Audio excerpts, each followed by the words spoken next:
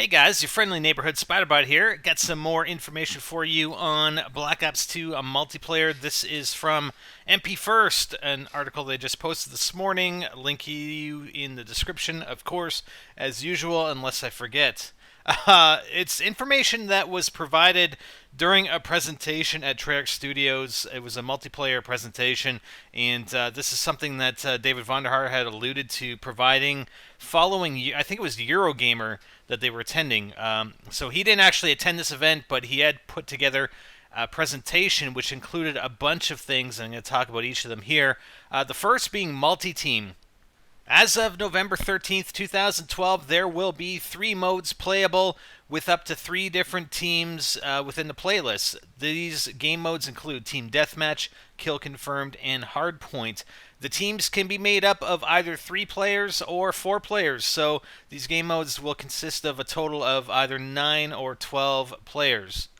Now, we have talked about party games, which will be replacing wager matches from Black Ops. The party games they specified would be included with the game is Gun Game, Sticks and Stones, and supposedly the Crossbow and Ballistic Knife are returning for that.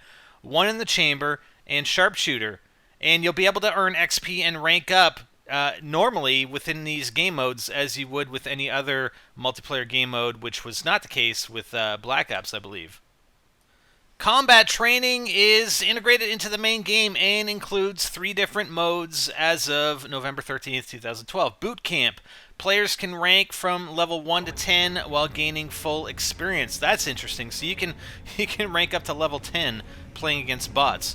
The playlist is solely made up of Team Deathmatch game mode and pits one team of humans and bots against another team of humans and bots, easing the level of expectation placed in someone who may be new to the game.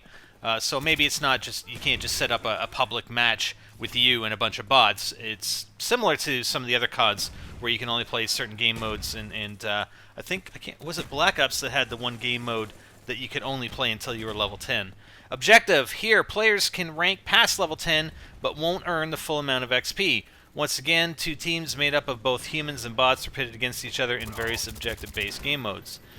And last but not least, Bot Storm. No XP is earned here, and it's a team of humans versus a team of bots. Great for practice, map knowledge, and nailing down the basics of the game. There is a bunch of customization available. Apparently bots can be implemented in private matches and custom games, but not every single game mode. Most game modes. Let's hope that you can add bots to the objective game modes like Search and Destroy.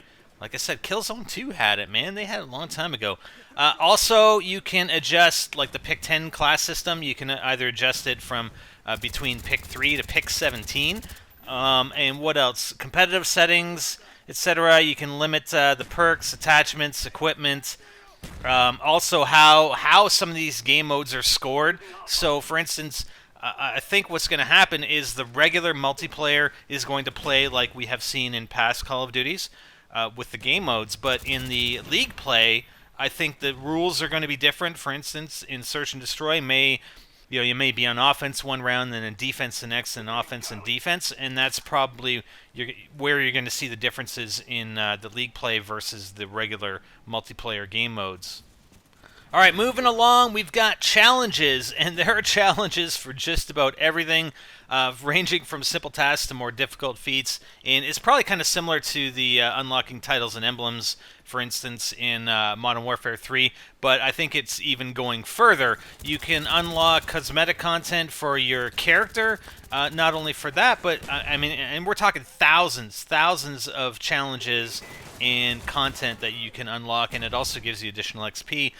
Weapons as well. Every weapon in the game, excluding certain ones like the knives and assault shields, etc., have these challenges for specific camos. And once you can unlock these base camos, there are opportunities to unlock more complex camos or special camos and some hidden camos potentially. So it's gonna, man, there's gonna be a lot of unlocks in this game. Also, even with reticles, there are a bunch of I guess 8 unique reticles for each optic that are unique to that optic, which can actually adjust your aim precision, apparently. And this is what the article's saying, this is what the presentation is saying, is that these reticles will influence the stats of your gun. So that will really be interesting.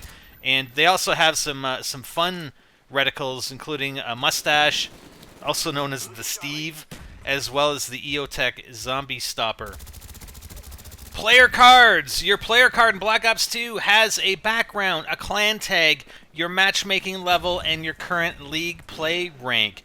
In the emblem editor, you'll have 32 layers. You work with 32 layers. And I know how complex some of the ones in Black Ops got. The ones you're going to be able to do in Black Ops 2 are going to be insane. You can flip objects, move them, rotate them, scale them, copy and paste from one layer to the other. You have more colors. RGB color mixing can be adjusted, and the emblem editor supports transparency. For all you graphical guys out there, this is crazy.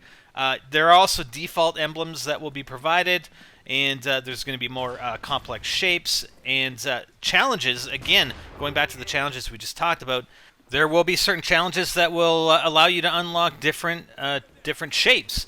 And when it comes to backgrounds, there are over 150 available, and not all of them are simple rectangular shapes. So we're going to see a lot of player cards, and we're hopefully, the X-rated player cards and the reporting.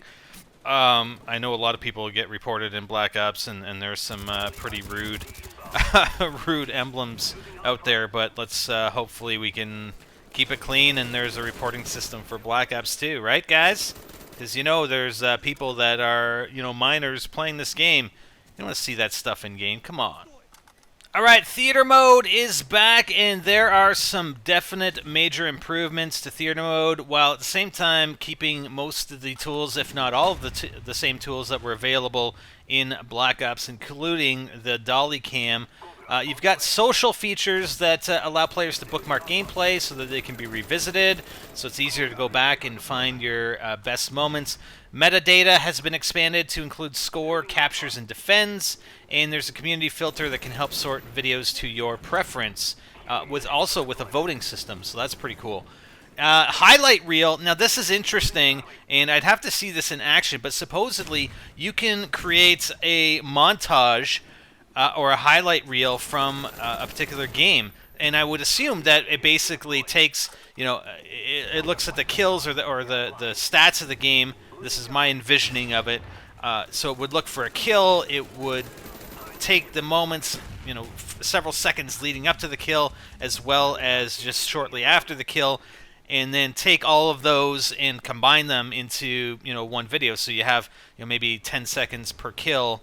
And if you had 20 kills, you'd have, a 200-second video or a montage, and then you could basically take that out of game and further edit it on your system. So that's kind of interesting, but we'll have to see how that works. And it's one click of a button, and you've got your highlight reel for that particular game.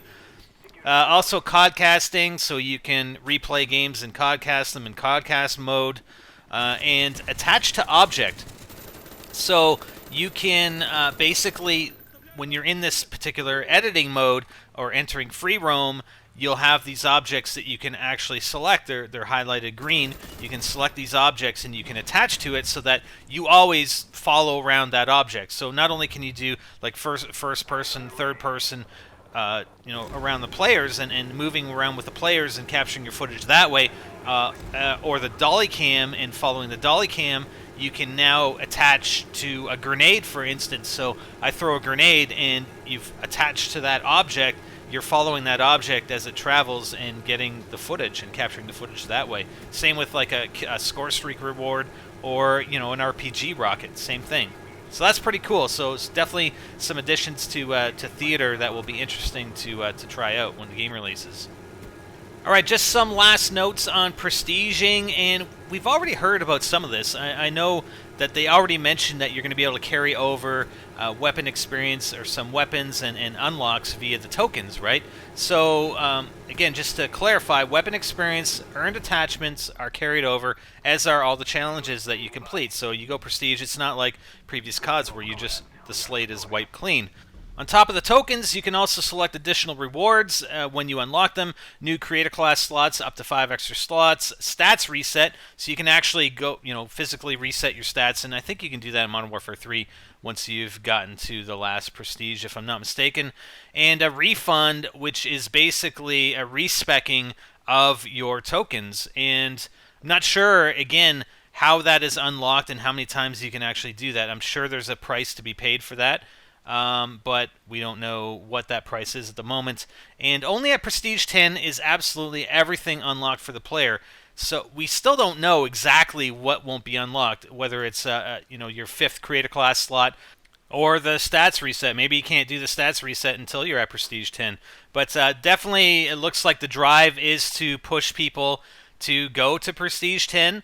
I'm just hoping that they're not saving some unlocks. I mean, when you can unlock everything with the tokens by the end of your first Prestige, I'm just wondering exactly what is going to be the carrot at the end of the stick for making me, anyway, personally, go to the next Prestige. And I know a lot of you guys just like to do it, so you get to the last Prestige, highest level, highest Prestige, and that's just the way you guys roll. But again, it's not specified exactly what that incentive is, so we won't know for some time.